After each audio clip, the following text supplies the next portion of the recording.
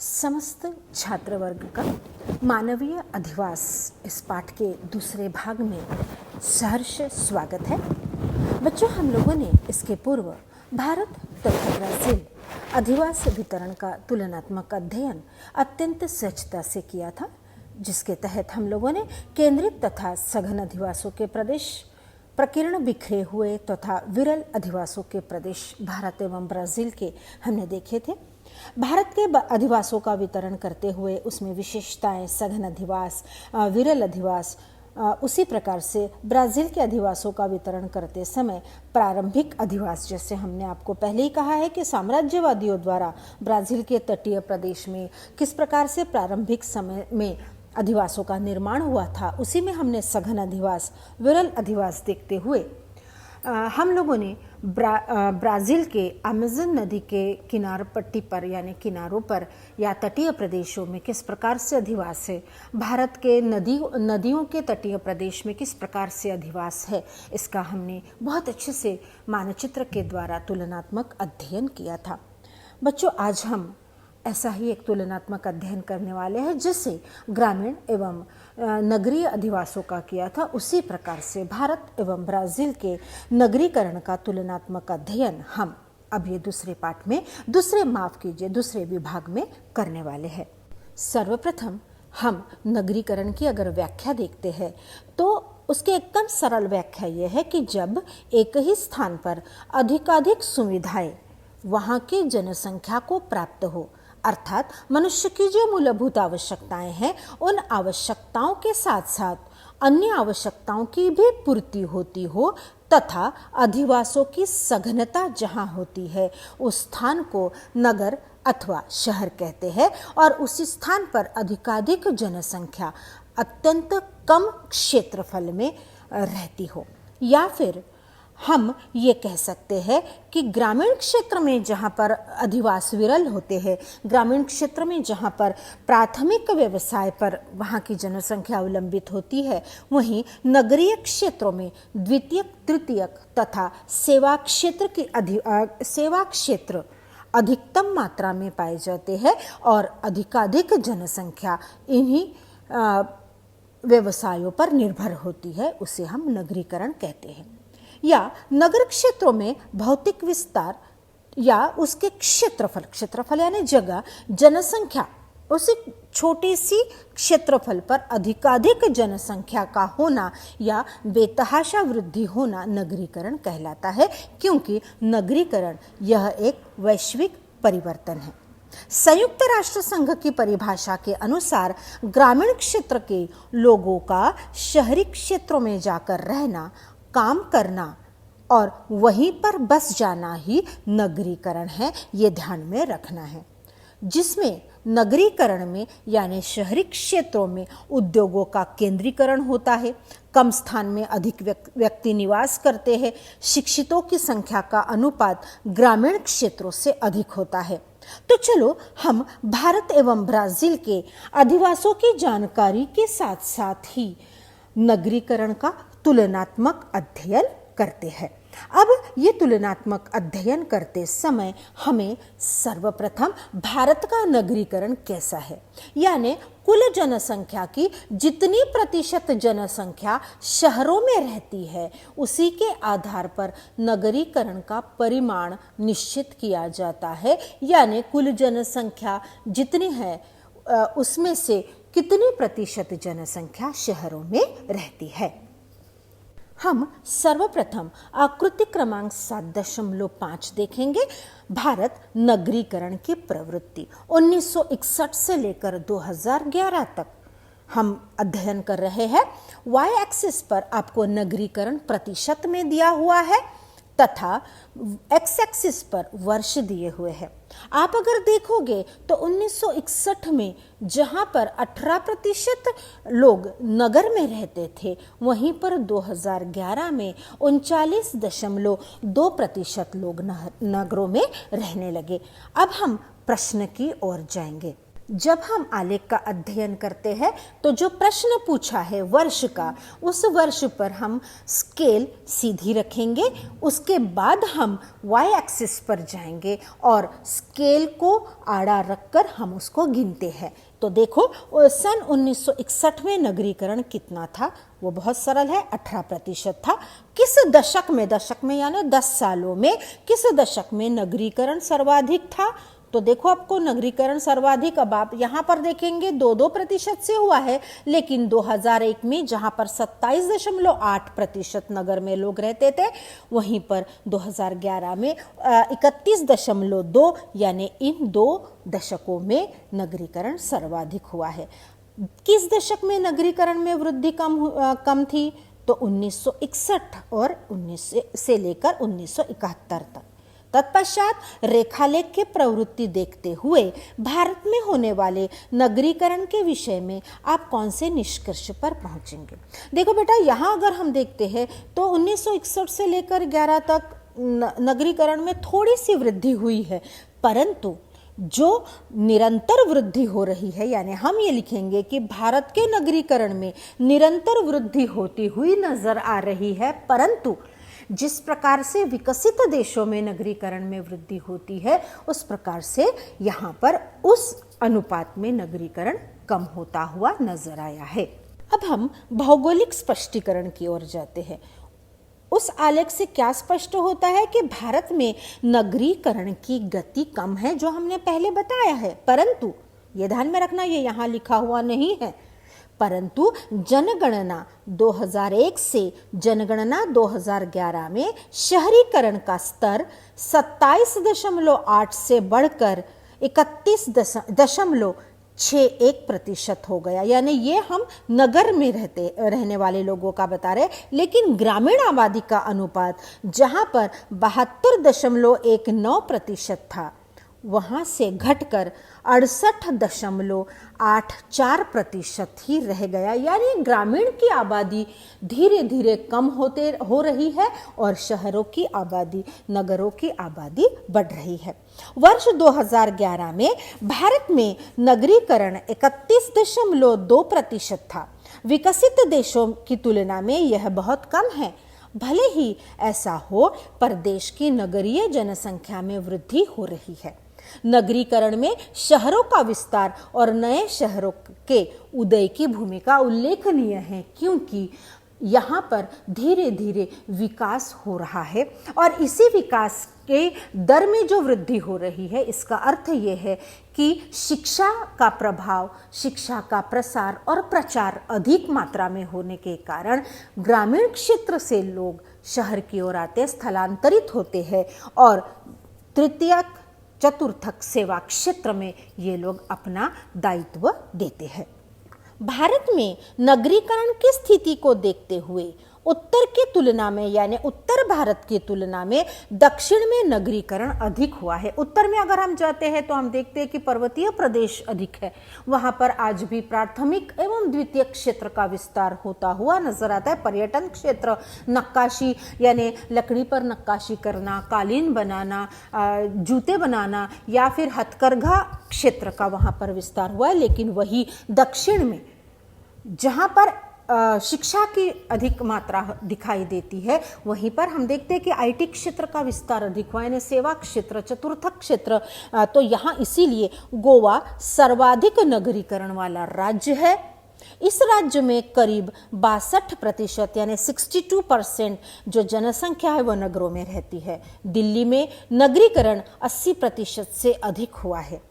तमिलनाडु, महाराष्ट्र, गुजरात और केरल राज्यों में नगरीकरण अधिक हुआ है। उसमें भी अगर महाराष्ट्र का उदाहरण हम लेते हैं तो मुंबई, पुणे, यहाँ पर क्योंकि ये आईटी क्षेत्र और यहाँ पर अत्यधिक उद्योगों का विकास होता हुआ नजर आ रहा है। अभी नागपुर में भी ये विकास हो रहा है।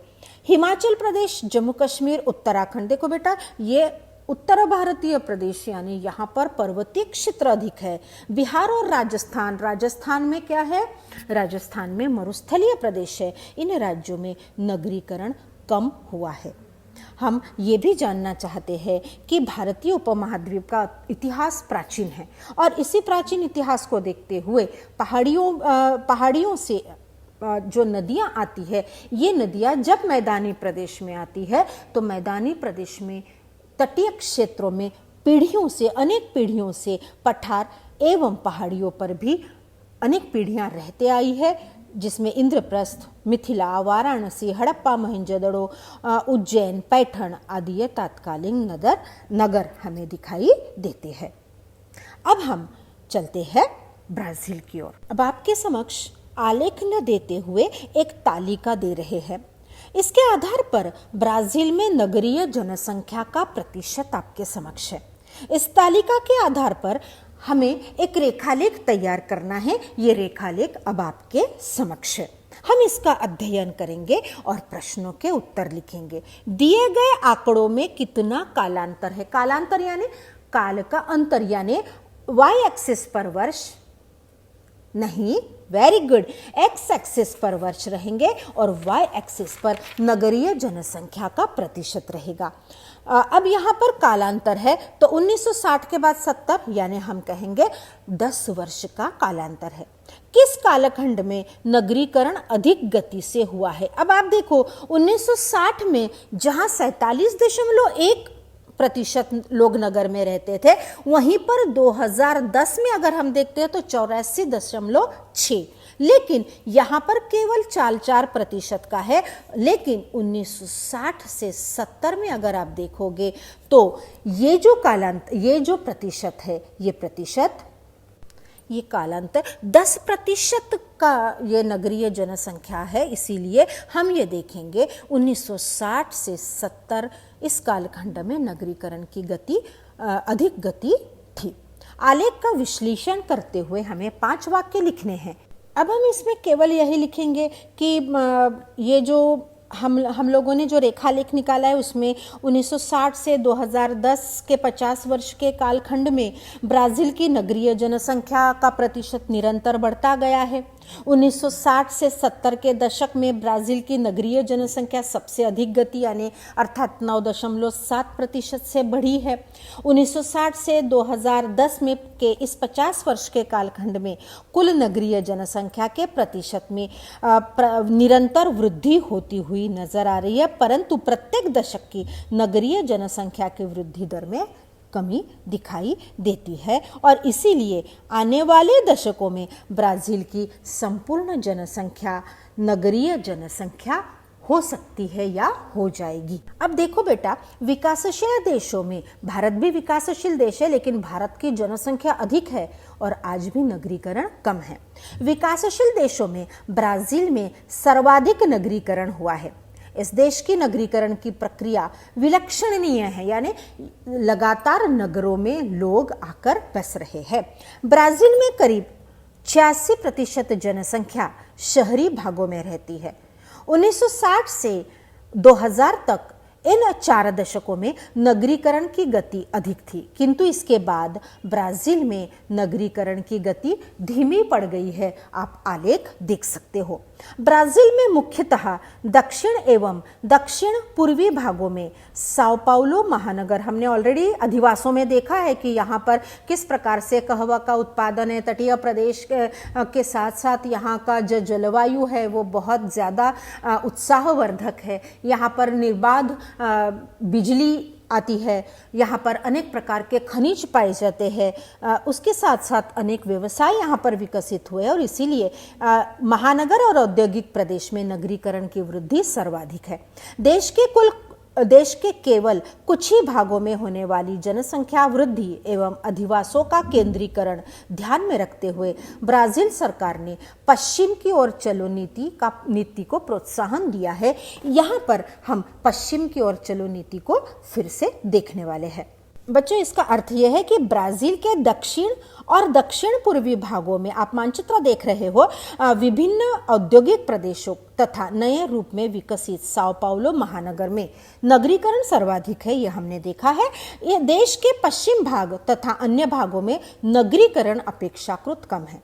देश के विशिष्ट भागों में जो जनसंख्या रहती है उस जनसंख्या की वृद्धि तथा मानवीय अधिवासों का केंद्रीकरण रोकने के लिए ब्राजील सरकार ने पश्चिम की ओर चलो की नीति को प्रोत्साहन दिया है। यानी पश्चिम भाग में अगर आप देखोगे तो यहाँ पर आज भी प्राथमिक व्यवसाय है, अधिवास विरल है और उद्योगों का केंद्रीकरण या उद्योगों का विकास यहाँ नहीं हुआ है। इस नीति के कारण ब्राजील के केवल विशिष्ट भागों में, यानी अभी आपने देखा कि ब्राजील में दक्षिण और दक्षिण पूर्वी भागों में ही जनसंख्या अधिक है, पश्चिम भाग में नहीं है। तो नगरीकरण, उसके कारण क्या होगा, नगरीकरण वहाँ का कम होगा, लोग पश्चिम की ओर आने लगेंगे और परिणाम स्वरूप जनसंख्या का विकेंद्रीकरण होगा और जनसंख्या के वितरण का असंतुलन भी कम होगा। इसीलिए सरकार ने पश्चिम की ओर चलो नीति को अपनाया है। आकृति क्रमांक 7.6 आपके समक्ष मानचित्र है।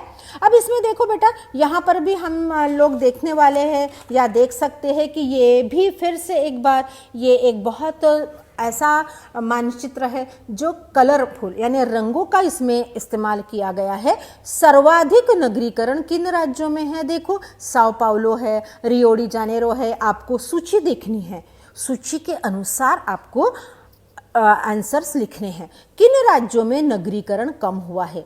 तो किन राज्यों में है नगरीकरण कम हुआ है? तो आपको जाना पड़ेगा, कहाँ जाना पड़ेगा आपको? फिर एक बार उत्तर पूर्वी की ओर जाओ, यानी पारा, मारानोआ, पियाउई, इन राज्यों में बहुत कम नगरीकरण हुआ है। लगभग 51 से 60% लोग यहाँ नगर में रहते हैं। आपके समक्ष द्वैत के रंग लेकर आए हैं। इसमें यह पूछा गया है कि 7.5 के रेखालेख एवं हमारे द्वारा जो बनाया गया ब्राजील का रेखालेख है उसकी तुलना करनी है और दोनों देशों में नगरीकरण में समयानुसार हुए बदलाव पर हमें 5-5 वाक्य लिखने हैं। तो क्या लिखेंगे? देखो कि 1961 से 2011 के 50 वर्षों के कालखंड में भारत की नगरीय जनसंख्या के प्रतिशत में निरंतर वृद्धि हुई है और ये 18% से बढ़कर 31.2% हो गया है।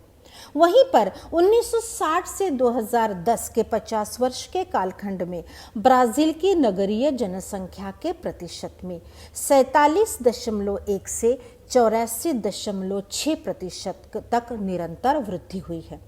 यद्यपि भारत में 1961 से 2011 के 50 वर्षों के कालखंड में नगरीय जनसंख्या के प्रतिशत में निरंतर वृद्धि होती हुई नजर आ रही है, परंतु ये वृद्धि का दर कम अधिक भी हुआ है। लेकिन ब्राजील में 1960 से 2010 के 50 वर्षों के कालखंड में कुल नगरीय जनसंख्या के प्रतिशत में निरंतर वृद्धि होती हुई नजर आ रही है। भारत में ये कम है, ब्राजील में ज्यादा है और ऐसा होगा तो समूचा ब्राजील नगरीय जनसंख्या में आ सकता है। इस प्रकार से आपको 5-5 वाक्य लिखने हैं। अब मानचित्र के अध्ययन में अगर हम देख सकते हैं तो वो है, मानचित्र देखने पर ध्यान में यह आता है कि ब्राजील में नगरीकरण आंतरिक भागों की अपेक्षा तटीय भागों में अधिक है। तटीय भाग यानी आपको देखना है पूर्वी दक्षिण पूर्व का तटीय भाग। उत्तर की ओर स्थित राज्यों की अपेक्षा Sao Paulo, Goiás, Rio de Janeiro आदि राज्यों में नगरीय जनसंख्या अधिक है। ब्राजील की उच्च भूमि का प्रदेश एवं अमेज़न नदी के मैदान में जनसंख्या कम होने से नगरीकरण भी कम हुआ है। इस प्रदेश में मैनोस नामक बंदरगाह इंपॉर्टेंट है। मैनोस नामक बंदरगाह निग्रो एवं अमेज़न नदियों के संगम पर स्थित है, इसलिए यहाँ नगरीकरण अधिक हुआ है।